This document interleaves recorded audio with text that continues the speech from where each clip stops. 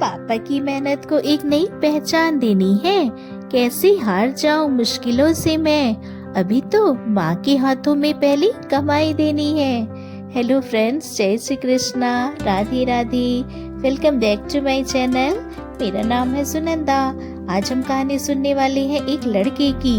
एक लड़का था जिसकी माँ उसे हर छोटी बात पर टोका करती थी, ताने दिया करती थी, जिससे वो लड़का बहुत ज्यादा फ्रस्ट्रेट रहता था। जैसे कि अगर वो लड़का कमरे से बाहर निकल रहा है और कमरे का फैन चालू है तो उसकी माँ उसे कहती थी कि जब तुम कमरे से बाहर निकलो तो फैन को ऑफ करना चाहिए। वो लड़का रात में टीवी देखते देखते ही सो जाया करता था बिना टीवी ऑफ किए। तो उसकी माँ उसे समझाती कि जब तुम्हें नींद आए तो टीवी को बंद कर दिया करो। जब वो अपने दांत ब्रश करता तो उसे बार बार कहती कि पानी जो है कम वेस्ट करो।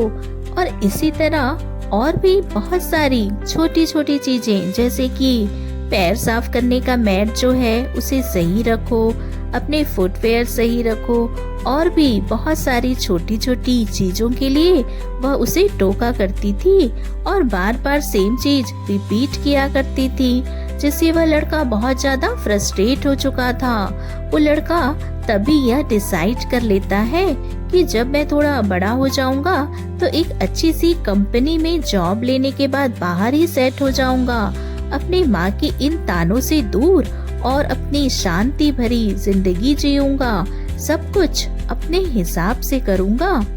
अब टाइम गुजरता है और उस लड़के की जिंदगी में एक बहुत बड़ी अपॉर्चुनिटी आती है।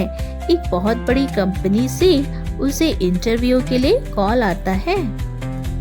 वो लड़का अब बहुत ज्यादा खुश हो जाता है। जब वो इंटरव्यू के लिए रेडी होता है तो वो यही सोचता है कि अब जैसे ही मुझे यह जॉब मिल जाएगी तो मैं अपनी माँ से दूर चला जाऊंगा और सुकून की जिंदगी गुजारूंगा।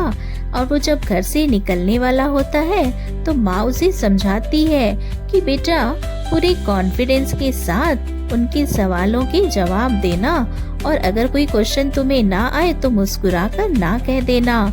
जब लड़का उस बिल्डिंग के पास पहुंचता है जहां इंटरव्यू शुरू था, तो उस बिल्डिंग के एंट्रेंस पर एक छोटा सा गार्डन था। लड़का उस गार्डन से होते हुए बिल्डिंग की तरफ पहुंचता है तो रास्ते में उसे एक पाइप पड़ा हुआ दिखता है जो कि पूरे रास्ते में बिखरा हुआ था, और उससे पानी जो है इधर उधर बह रहा था, जिसकी वजह से उस रास्ते पर पानी जम सा गया था। तो जितने भी आने जाने वाले लोग थे उन सभी को जाने में दिक्कत हो रही थी और सभी के कपड़े खराब हो रहे थे। तो लड़का आसपास देखता है, उसे वहाँ पर कोई नौकर, कोई माली नजर नहीं आता। तो फिर खुद अपने हाथ से उस पाइप को उठाकर फूलों के गमले में लगाता है और जो बिखरा हुआ पाइप पड़ा हुआ था उसे साइड कर देता है। जो जमा हुआ पानी था उसे भी वहाँ से निकालने के लिए एक नाली बनाता है।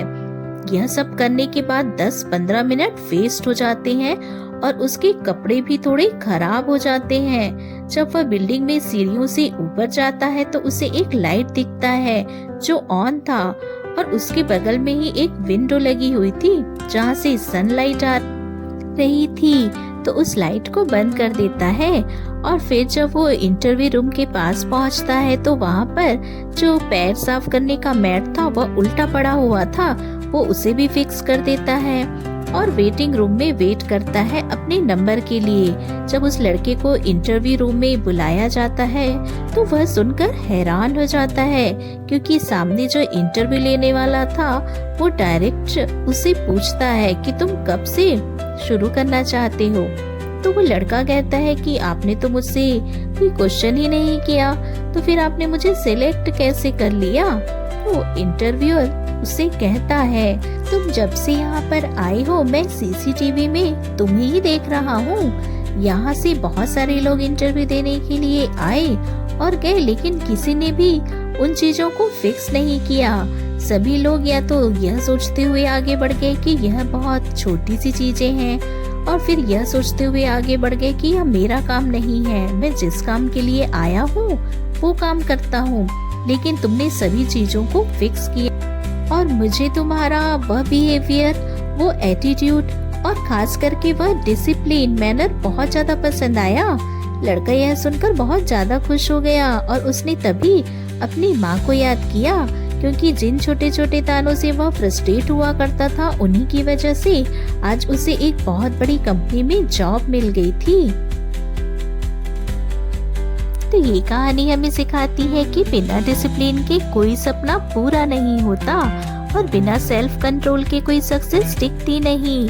तो ये कहानी अगर आपको पसंद आती है तो वीडियो को लाइक कीजिए, चैनल को सब्सक्राइब कीजिए, फैमिली फ्रेंड्स के साथ शेयर कीजिए।